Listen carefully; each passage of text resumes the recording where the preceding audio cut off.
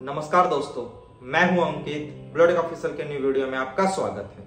आज की वीडियो में हम लोग बात करेंगे चंद्रयान 3 के बारे में और जानेंगे किसी देश के लिए स्पेस एजेंसी या तो फिर सैटेलाइट्स क्यों इतना इंपॉर्टेंट है, और इससे रिलेटेड आज के वीडियो में हम लोग डिटेल में समझने का कोशिश करेंगे। आप सभी को पता है कि कल चंद्रयान 3 का लगभग सॉफ्ट लैंडिंग या तो फिर हम लोग बोल सकते हैं विक्रम और लैंडर का सॉफ्ट लैंडिंग मून के साउथ पोलर एरिया में किया गया। और अगर मैं इंफॉर्मेशन के तौर पे बोलूं तो अब तक कोई भी देश नहीं है जो साउथ पोलर एरिया में अपना सॉफ्ट लैंडिंग करा सका हो। और कुछ दिन पहले ही आप सभी को पता है कि रशिया स्पेस एजेंसी के द्वारा एक लूना 25 भेजा गया था साउथ पोलर एरिया में ही लैंडिंग के लिए, लेकिन वो हम लोग कह सकते हैं कि अनफॉर्चुनेटली क्रैश्ड हो गया। देन उसके अगेंस्ट हमारा चंद्रयान 3 जो चंद्रयान 2 के कम्युनिकेशन लैक से या तो फिर सॉफ्टवेयर इश्यूज के कारण इस बार चंद्रयान 3 को बहुत ही ज्यादा तगड़ी तरीके से बना करके चंद्रयान 3 के लिए भेजा गया था, जो सक्सेसफुली लैंड एंड रोवर हम लोग कह सकते हैं या विक्रम लैंडर सॉफ्ट लैंडिंग किया है। और उसके बाद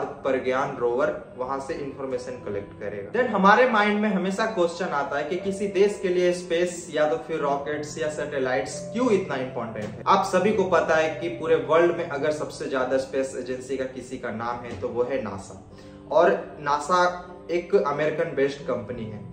और आप सभी को पता है कि आज के टाइम अमेरिका कितना पावरफुल है, चाहे वो वेपन्स में हो चाहे वो रॉकेट्स में हो। अगर इसमें हम लोग बोले नासा का कंट्रीब्यूशन तो अप्रोक्सीमेटली 40 to 45% नासा का है।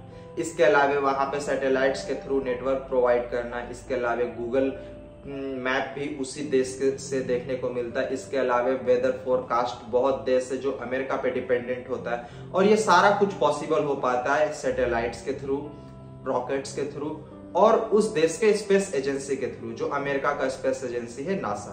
तो उसी के जैसा अगर अमेरिका अपने आप पे इतना डिपेंडेंट है तो इंडिया और अलग अलग कंट्री भी चाहते हैं कि अपना इंडिपेंडेंस अपने खुद के ऊपर रखें। इसी तरह से इसरो या तो फिर इंडिया का भी एक अपना सैटेलाइट्स होना चाहिए, नेटवर्क कनेक्टिविटी के लिए अपना सैटेलाइट्स होना चाहिए, वेदर फोरकास्ट के लिए भी अपना सारा कुछ इक्विपमेंट होना चाहिए।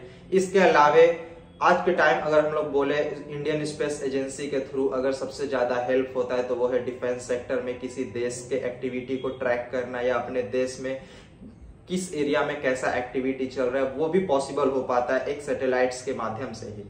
इसके अलावा अगर हम लोग बोल सके तो हम लोग का एक अपना मैपिंग सिस्टम होना चाहिए, जैसे अमेरिका का अपना गूगल मैप है, इसके अलावा अलग अलग कंट्री का अपना मैप है, उसी तरह से अपना एक मैपिंग सिस्टम होना चाहिए। तो ये सब सारा एक्टिविटी पॉसिबल हो पाता है किसी देश के स्पेस एजेंसी के थ्रू, और स्पेस एजेंसी होता है तो वहां पे सैटेलाइट्स, रॉकेट्स, और अगर हम लोग बोले स्पेस एजेंसी या तो फिर रॉकेट्स के थ्रू ही आज के टाइम हम लोग को बहुत ऐसे मिसाइल्स देखने को मिल रहे हैं, या तो फिर हम लोग बोल सकते हैं मैनी टाइप्स ऑफ मिसाइल हम लोगों को कंट्रीब्यूट किया गया स्पेस एजेंसी के थ्रू। और आप सभी को पता है कि पूरे भारत देश के एक चहीते प्रेसिडेंट अब्दुल एपीजे कलाम, जो भी उनका पहचान हुआ वो इसरो के थ्रू ही हुआ या स्पेस एजेंसी के थ्रू ही हुआ, और उनके द्वारा दिया गया बहुत ऐसे मिसाइल्स जो इसरो के द्वारा ही सक्सेसफुली हम लोग कह सकते हैं कि हो पाया। और इसके अलावा भी किसी स्पेस एजेंसी में अलग अलग कंट्री के सैटेलाइट्स को लॉन्च करना या तो फिर रॉकेट्स को लॉन्च करने में उसमें रेवेन्यू अच्छा खासा जनरेट होता है। अब हम लोग कुछ चंद्रयान 3 के बारे में जान लेते हैं। आप सभी को पता है कि कल चंद्रयान 3 का सॉफ्ट लैंडिंग किया गया, और आपको इसरो के ऑफिशियल हैंडल से उसका फोटोज या तो फिर वीडियोस भी देखने को मिलेगा। देन इसरो के पास कल से लेकर के लगभग 14 दिनों का टाइम है जिसमें वो अच्छे से रिसर्च कर सके, अच्छे से ये अपने इक्विपमेंट से पता लगा सके कि वहां पे वाटर है, इसके अलावा कौन सा मिनरल्स है, या तो फिर वहां पे कितना टेम्परेचर है, इसके अलावा वहां के सॉइल में क्या टेम्परेचर है, क्या नमी है। इसके अलावा सारा एक्टिविटी उनको लगभग 14 दिनों का टाइम है। देन हम आपके माइंड में क्वेश्चन आएगा कि आखिर के 14 दिन क्यों है। आप सभी को अगर नहीं पता होगा तो वहां पे लगभग 14 से 15 दिनों के अंतराल पे दिन और रात होता है, और वहां रात होने पे लगभग वहां का सेल्सियस जो बहुत ज्यादा घट करके लगभग 223 सेल्सियस डिग्री हो जाता है, देन वहां पे कोई भी इक्विपमेंट उतने ठंड में या तो फिर उतने टेम्परेचर में अच्छे से काम नहीं कर पाएगा। मैं आशा करता हूं कि आपको ये वीडियो इन्फॉर्मेटिव लगा होगा। अगर मेरा वीडियो इन्फॉर्मेटिव लगा तो प्लीज वीडियो को लाइक कीजिए, कमेंट कीजिए, शेयर कीजिए। साथ ही मेरे ब्लोटेक ऑफिशियल चैनल को सब्सक्राइब करके बेल आइकन को प्रेस कर लें ताकि मैं कोई भी न्यू वीडियो अपलोड करूं तो उसका नोटिफिकेशन सबसे पहले आपको मिले। मिलते हैं अगले वीडियो में, जब तक के लिए जय हिंद, वंदे मातरम।